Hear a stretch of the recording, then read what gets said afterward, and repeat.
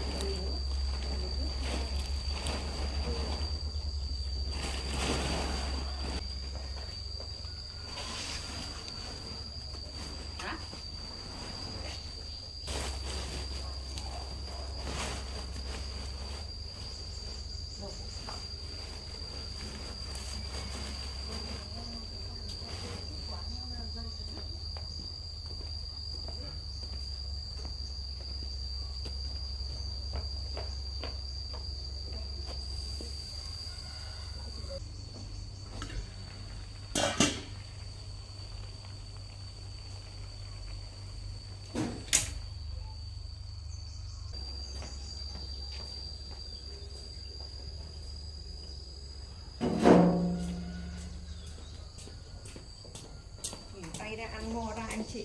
Rồi. Quay đi. Em ngồi từ lúc sáng. Chả biết hay là ra nhà ấy. Là luôn oanh ấy. Oanh dễ nào gì? Nó mài cái liềm thịt á. Mài rồi. Vâng.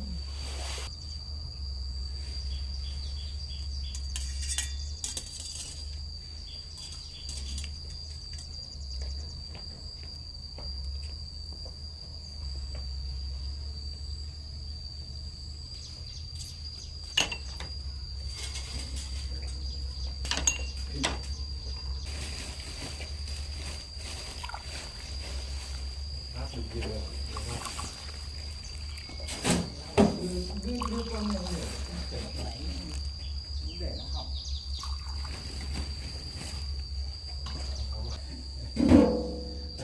Này là điểm cà phê.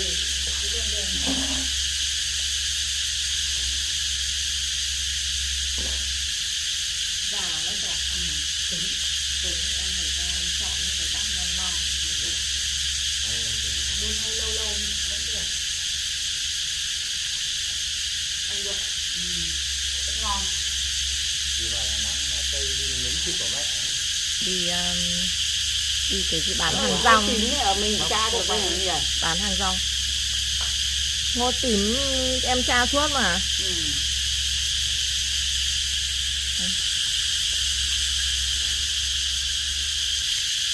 Nó ở nhà trọ kiểu này này, nó không ở nhà sang đâu. 6 thằng một phòng mà mẹ bẩn lắm. Ở với nhau á, có điều hòa đâu.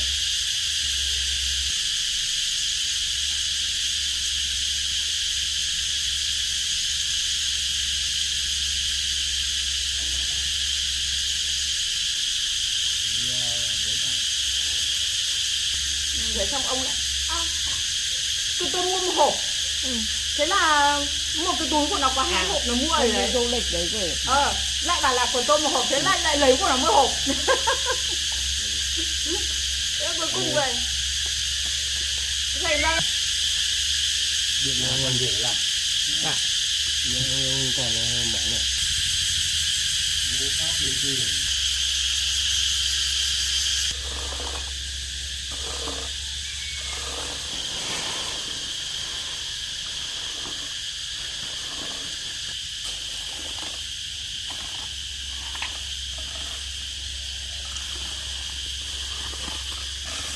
cày đấy, em cày vào trong còn ướt hơn.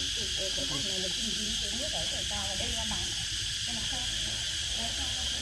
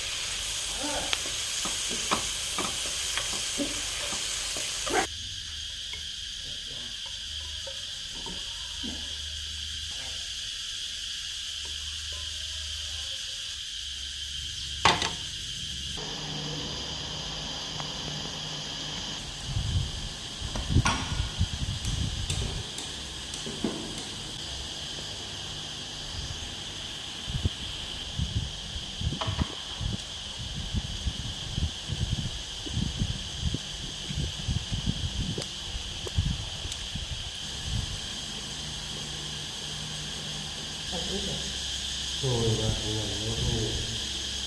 Bạn trong này ăn ngồi lò. Ăn cũng xứng.